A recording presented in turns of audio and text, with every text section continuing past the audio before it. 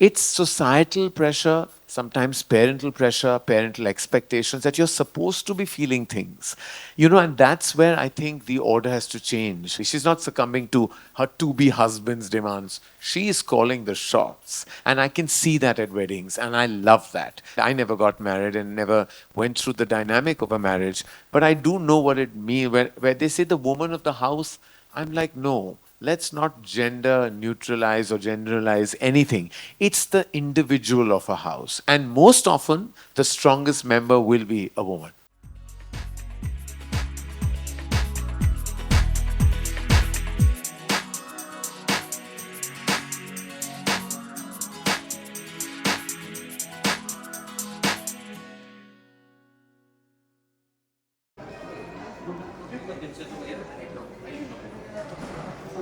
Enter my sir. Karan sir.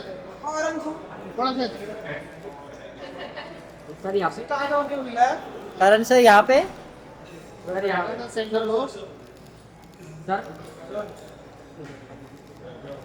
Sir इधर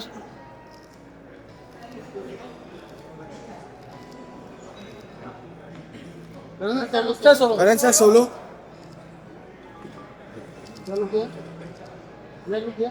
sir यहाँ पे करण सर यहाँ पे सब front sir this side sir क्या? Karan sir wait sir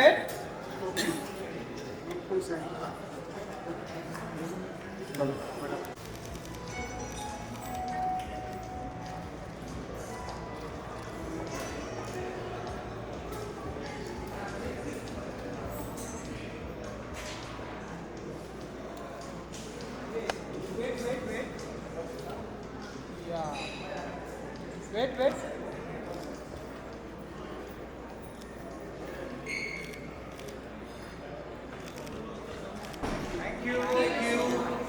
Thank you for saying yes. Thank you for believing in this idea. And thank you for being with us today.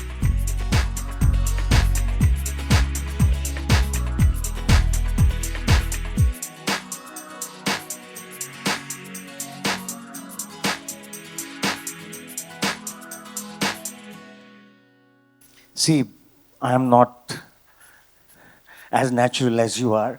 So I'm sorry that I'm having a paper in my hand. And a few personalities do kind of intimidate a few people. So consider me one of those, Karan. But thank you. Thank you for being with us today. No, I'm very easy to interview or to be interviewed by, so don't worry. I hope I'm not making this an interview, but it's actually a conversation. Yes, of course. And which basically also is an extension of what we were speaking of in Yes. the morning. So, Karan, you've spent your life telling stories that have shaped how nation imagines romance, relationships, and family.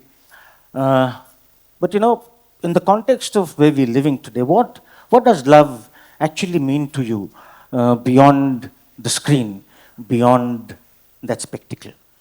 I think the definition of love for me really has moved with every decade of my existence.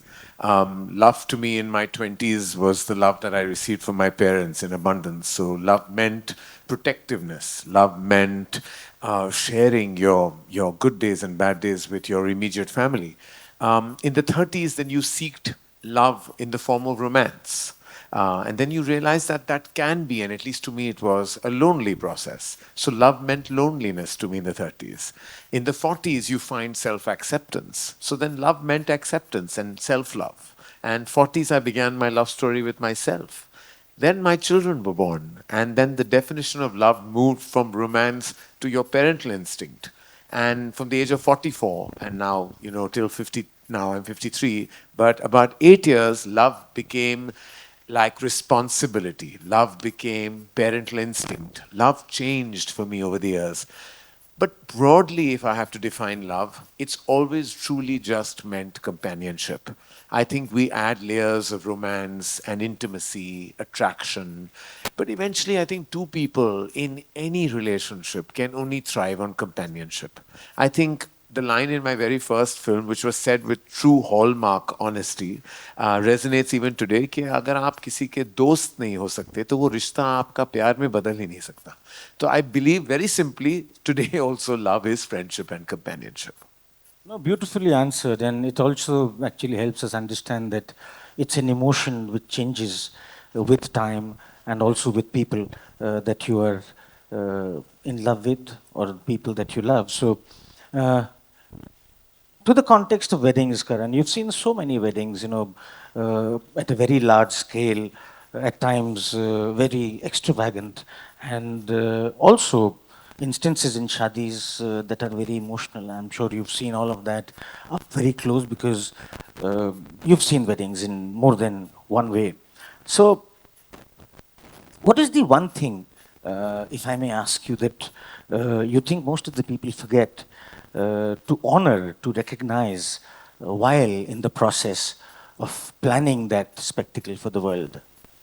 I think most of us look at weddings when we attend them as a celebration. They look at it as beyond like a ritualistic, like just beyond the rituals and beyond the broad feeling for anyone attending a wedding is a celebratory feeling, a feeling of celebration. What I think most of us never understand is the deep level of angst, anxiety, and insecurity that the couple actually are feeling at that time.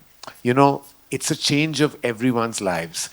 Families, you don't get married to each other, families get married to each other. So, the anxiousness and the insecurity of you broadly fitting into each other's lives. And I don't say this only from the bride's perspective. I say this even from the groom's perspective. Everything's going to change for both of them. But with the bride, societally, so much is expected to change. And that's where my problem lies.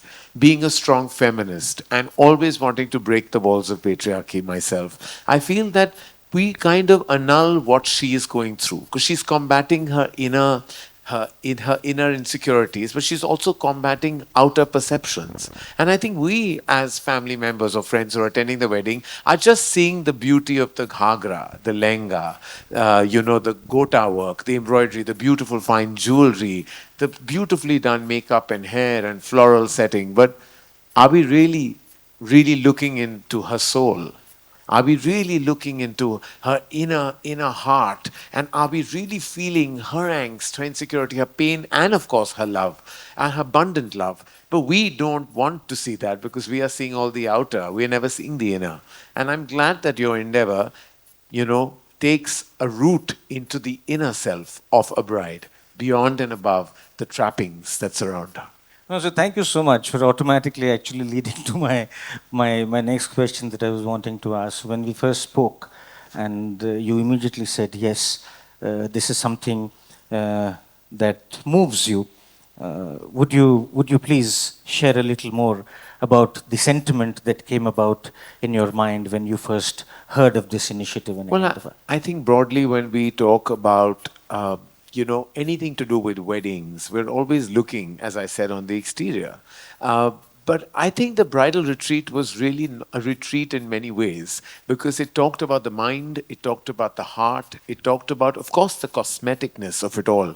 But I love that you have, well-being people on your panel. I believe everybody needs to be therapized. Everybody needs that sense of soul searching. Everybody needs that sense of nutrition. And I think we annul all that when, we talk about a wedding. And I believe the bridal retreat is the first of its kind as a platform. Because everyone talks about, when you go to wedding planners and you talk about shadi planning, everyone talks about, bhai, tent itna bada hoga, itne kamre honge hotel mein, decor aisa hoga, shadi aisi hogi, jakmak shadi, chandelier aisa lagega. Everybody is seeing that. and so and so and so will And come all and that. perform. And ये आएंगे वो आएंगे सब कुछ आएंगे. I said, but आपका दिल कहाँ होगा वहाँ? धड़कनें भी तो होती हैं, दिल भी तो होता है, और वो तेजी से बढ़ती है. And I believe the bridal retreat is about acknowledging the heart, the soul, over and above the outer beauty. And that's why I agreed and wanted to be a part of this beautiful emotional endeavor. Thank you so much, Karan. We're very, very excited, extremely, extremely looking forward to your helping us champion this initiative Absolutely. forward. And my next question. Today's bride isn't just planning an event, she's actually stepping into a whole new version of herself. What do you think she needs the most? Not from a checklist, but from her circle, from her community, from maybe herself? Actually, a bride, a woman needs nothing. And that's the big problem. Is that You guys should actually clap for I think yourselves. Yeah. people think a bride needs something. A groom may need something. A bride needs nothing. Let me tell you, the most resilient gender on planet Earth is that of a woman. She is stronger than a man, no questions asked. Everybody wants to ask a bride what she needs. That's where my problem is. Why have you presumed she needs something? She doesn't need anything. She knows her life, she knows the path ahead, she can rule the world. Ask your husband what he needs because he always needs his mother's blessings. I totally agree with this. I totally agree with this. But do you think there is something that then holds them back? Because It's societal pressure, sometimes parental pressure, parental expectations that you're supposed to be feeling things. And that's where I think the order has to change. And I think there's a certain progressive modernity that has crept into the fabric of our society as we speak. And now the bride is so much the new bride, the new age bride is so much in control. She's not succumbing to in-laws' wishes necessarily. She's not succumbing to her to-be husband's demands. She is calling the shots. And I can see that at weddings. And I love that. The bride today is the bride forever and the bride who knows what she wants. Heart, head, and everything else. but I'll tell you something. We totally believe in this, and this thought resonates beautifully with us because we are four pillars of E-Factor, two couples that got together and started the Yes. company. And when I see the two couples and I see all of you united as a family, I can see the women also have, or also mainly have a perspective. And I see that the men allow it, not because the word allow is because they seek their allowance. They allow themselves to flow with their vision. And also we And find value. Also we find value. And I'm somebody who's been raised by a strong woman, and my mother calls the shots in my life, no questions asked. She's the queen that rules our house and our hearts. And had there to be a marriage at my end, I never got married and never went through the dynamic of a marriage. But I do know what it means. Where they say the woman of the house, I'm like, no. Let's not gender neutralize or generalize anything. It's the individual of a house. And most often, the strongest member will be a woman. Again, thank you for saying that because these are all virtues of your personality Yeah. over a period of time that we've seen from the outside. We've observed whenever we got opportunities, and we've read, which is what got us to And what I decide love, that. and might I add that with the bridal retreat, I know the focus is on the bride. And one would imagine when you walk into an enterprise like this, that if we're going to see it from a certain lens. But what I absolutely love is the lens is actually only emotion. Your entire gaze on this platform comes from emotion. So anyone who is engaging with Bridal Retreat has to know that you are actually coming to an extended family who will care for your compassionate needs much more than actually the outer surface cosmetic needs. And I love that about this enterprise. And congratulations once again, because what the two couples have done together as a family have truly created something emotionally groundbreaking more than anything else. Thank you so much for saying that. And my friends, if you could, this is actually for the two ladies of the enterprise, and ably helped, backed by Reshma. So thank you, all of you. And thank you for directly, indirectly recognizing their efforts, because without that, I don't think so Yes. this day would have been possible, Karan. My last question before I introduce two more people on this conversation. You've actually worked with very powerful women, both in front of the camera and also behind the camera, friendly life, family life, professional life, whatever. Uh, you spoke about ma'am being the matriarch of the house. She calls the shots. But what have your interactions with these powerful people, and maybe sometimes not so powerful people that you've dealt with, what have they taught you about strength, softness, maybe transition that a woman experiences before she's entering this new phase of her life? So I was raised, as I said, I'm an only child to my parents, and my mom was the only child to her parents. So my aunts were really all of them were my main family that I grew up with, and all of them were working women. They all worked, professionally or worked for an airline, and all of them were hugely progressive, massively liberal, and wholeheartedly emotional beings. So I was raised, you could say, by many women at a very early stage of my life. So my value system taught me a few things that only women can teach you. Women can teach you the ability to express yourself. Men rarely do that. They always keep themselves, emotions very deeply embedded in their hearts. Women express themselves. They tell you what they feel. And I think that's the big lesson that I learned at an early stage, to always express my emotions, because then I carry no baggage and I walk light. So that's the one thing that I learned from women, achieving or not. Just expressiveness. The second thing that you will be taught by a woman that a man can rarely teach you is your emotional quotient, your EQ. Now, how can you really brush your EQ? Some can do it by watching movies, reading books, or just purely being a good listener. And I think your emotional quotient is equal to being a good listener. We all are so caught up with our own words and our thoughts, we rarely listen. And I think when you listen, you can really contribute to being a true high person on the emotional quotient radar. The third, and lastly, the most important, is compassion and kindness. It takes very little to be kind. It takes very, very little. In fact, I feel it takes a lot more not to be. You really you really use all your negativity and negative juices to flow for you to not be kind. Kindness can be simple, easy, and absolutely and always available. And compassion is your understanding of somebody else's circumstance and being able to read the room and then tap into a conversation post that. These are the abilities, these are the characteristics, and these are the elements that women, all kinds of women that have come into my life from the age of, like when I can recall, from the age of 4 till now 53. Women on set, women off set, women I've worked with professionally, women I've known personally. The one common thread that has bound my relationship with women have been these three qualities.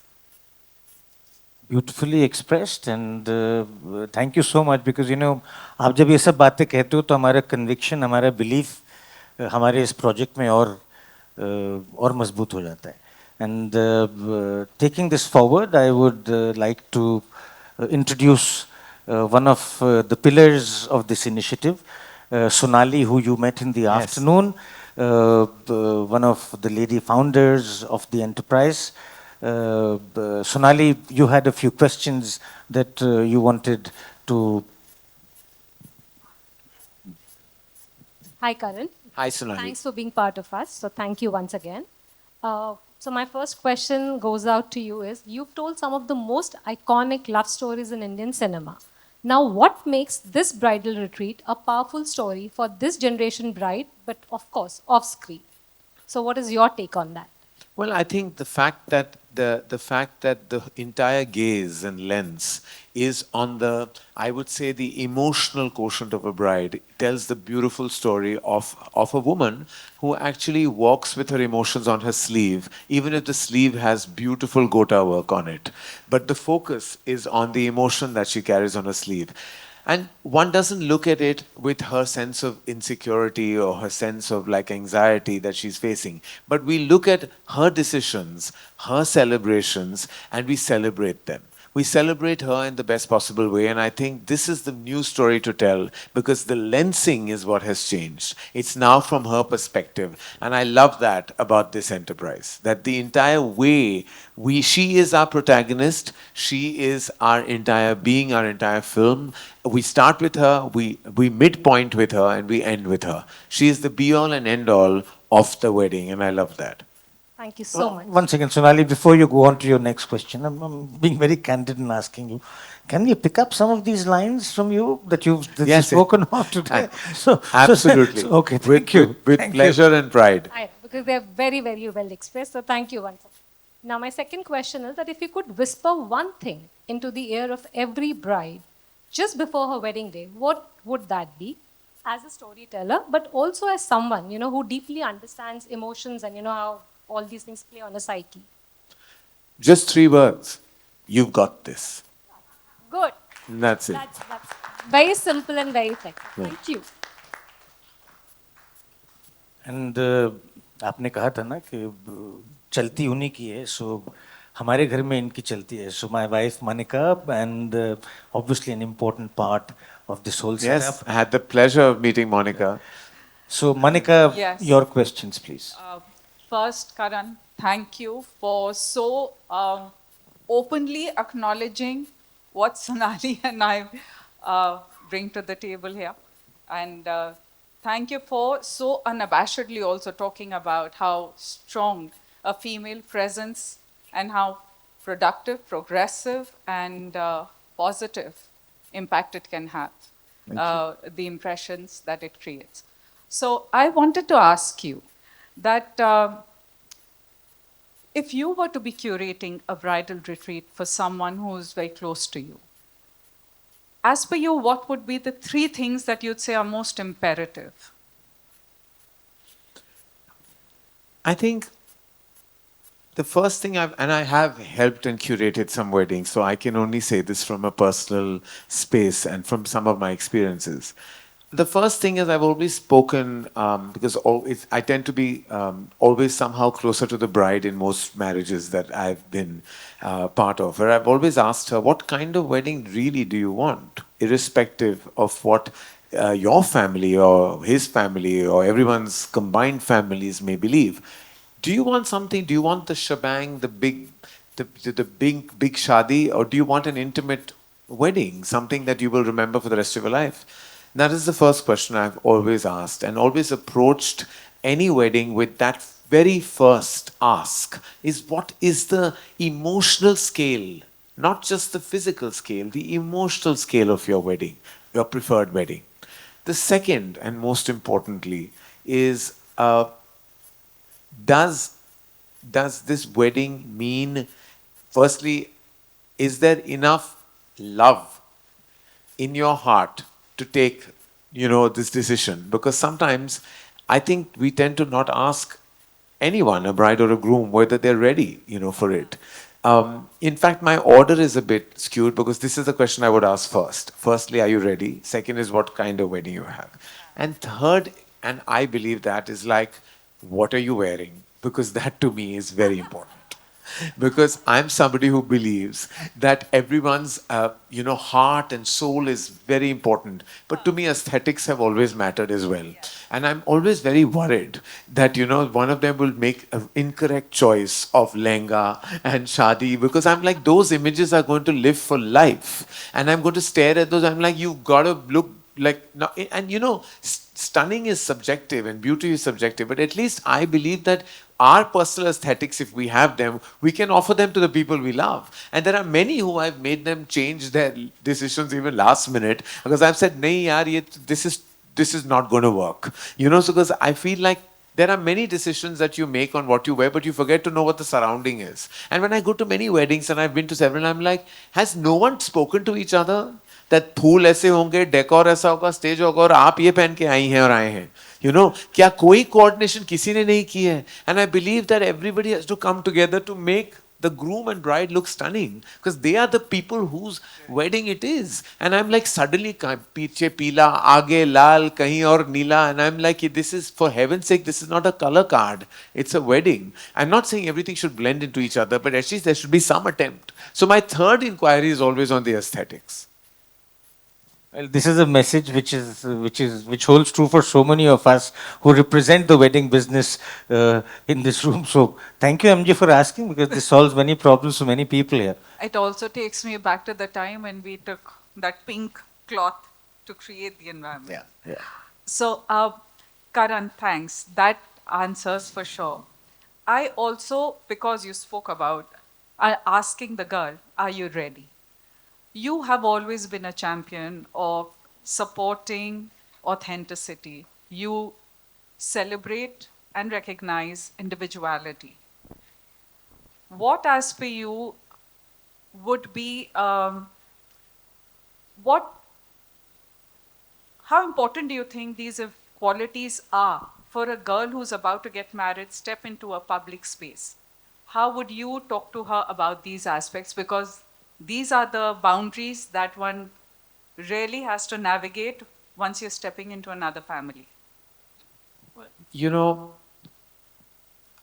I don't look at it like that at all because I don't believe she's stepping into any space that she doesn't want to. And I hope that's the case with most women.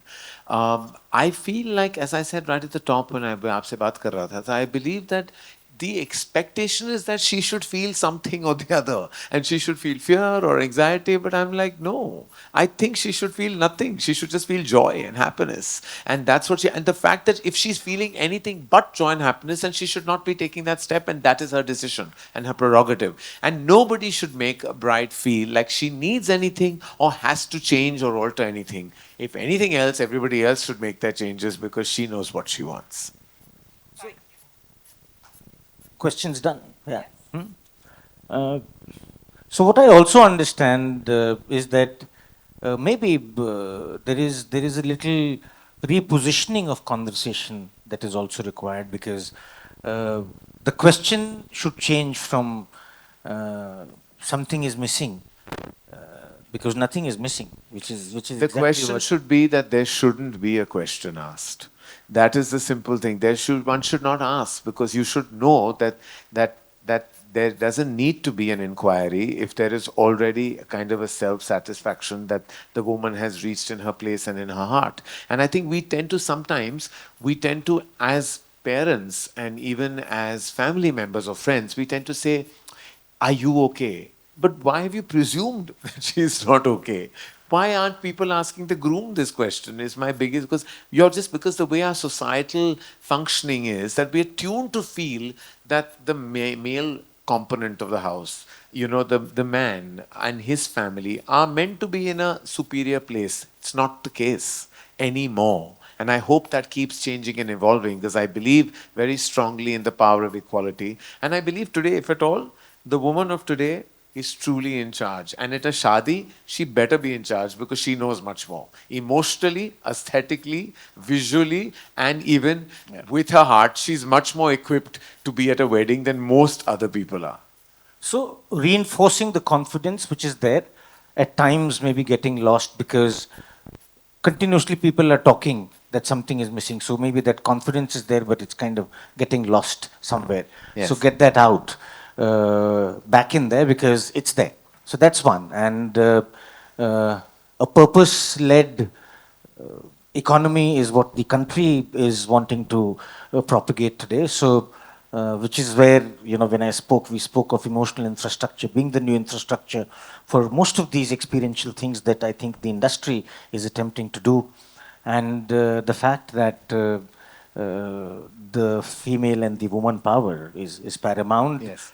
Just that it needs to be brought about better for recognition and acceptance both within the house and outside of the Yes, house. absolutely. So thank you for supporting.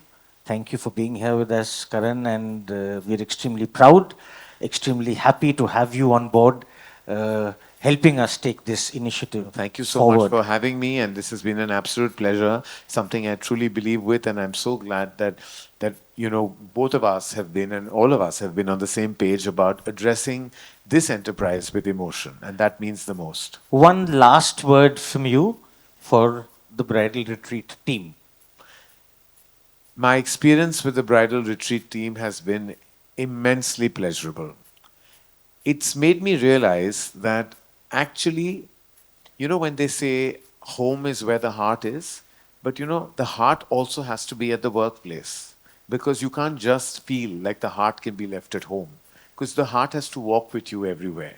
And very few enterprises and very few businesses and very few infrastructures allow us to actually operate with a heart because we so get into the modalities of things. At the bridal retreat, I felt that you carried the heart with you. You function from your heart, you operate from your heart, and therefore your work will always have heart. Thank you so much.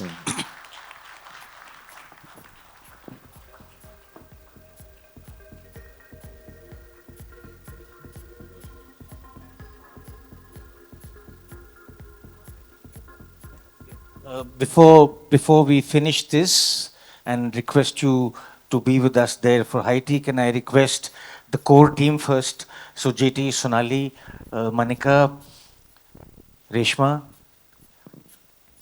Ariman. So we'll do 2 pictures here with your due permission, and after this we'll get another batch of people, please. So, Mandy, where should we stand, here or there? Behind? Mandy, please.